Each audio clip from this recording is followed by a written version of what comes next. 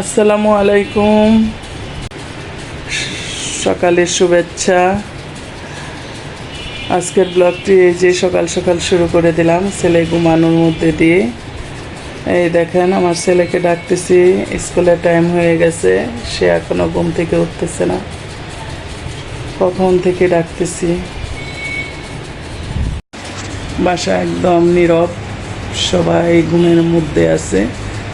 আজকে ঘরের ভিতরে অনেক আলো, কারণ জানালার পর্দাগুলি সব দিয়ে দেওয়া হয়েছে, এই জন্য একদম দেখা যাচ্ছে ঘরের ভিতরে পুরো আলো।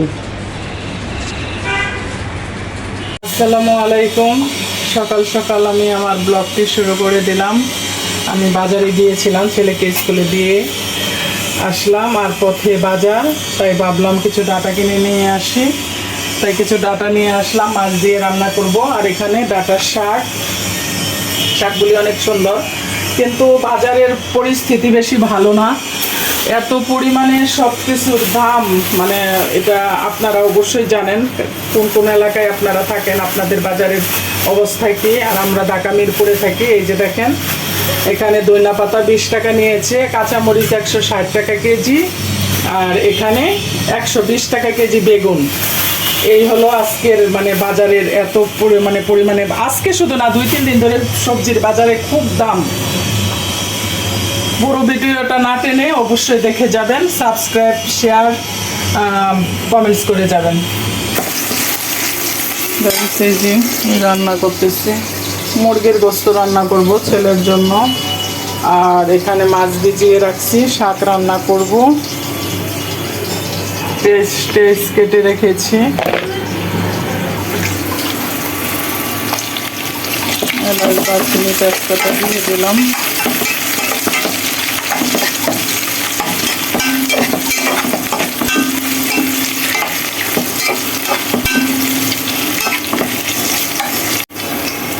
ভাজা হয়ে গেছে, এখন আমি আদা রসুন বাটা দিব।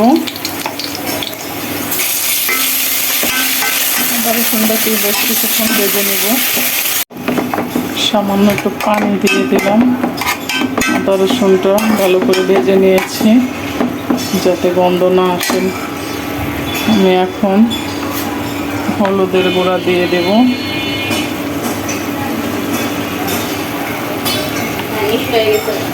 মরিচের গুঁড়া,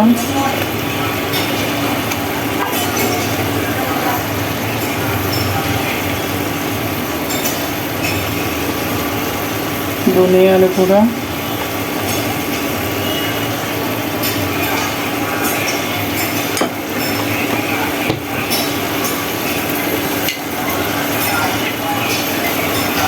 স্বাদ মতো লবণ। এই কাজটা যে কে করে, ধনিয়ার গুঁড়া, সরি এটা হচ্ছে জিরার গুঁড়া।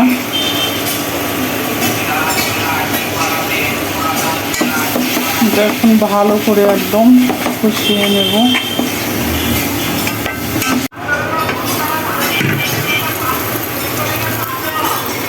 মশলা কষানো হয়ে গেছে, মাংসটা দিয়ে দিলাম। যেহেতু মশলাটা কষানো হয়ে গেছে, ভালো করে একদম কষিয়ে নেব মাংসটা। ছেলের জন্য শুধু রান্না করতেছি অল্প করে।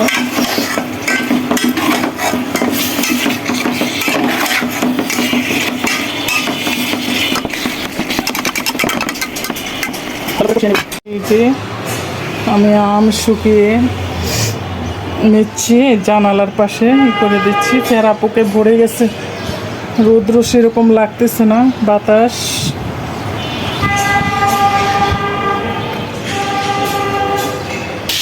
এই যে আমি মাছ ভেজে নিচ্ছি, এটা হলো বাটা মাছ। দুপুরে মুরগি রান্না হয়ে গেছে, ভাতও রান্না হয়ে গেছে, এই যে সাদা ভাত আর মাছ ভাজতেছি। আমি এখানে সবজি কেটে নিয়েছি,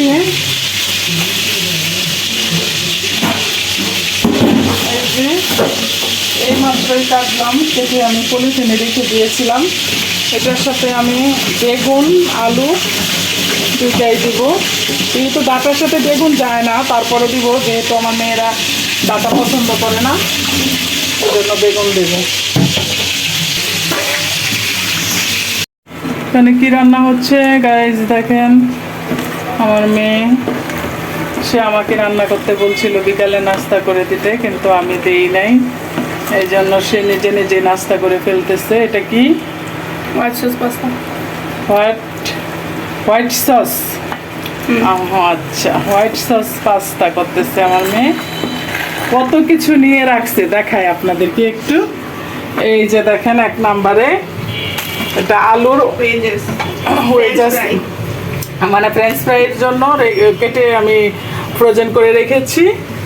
আর এই দেখেন অবস্থা, এই যে দেখেন অবস্থা, এই যে দেখেন অবস্থা, মানে রান্না বান্না তো আসলে কি অবস্থা দেখেন।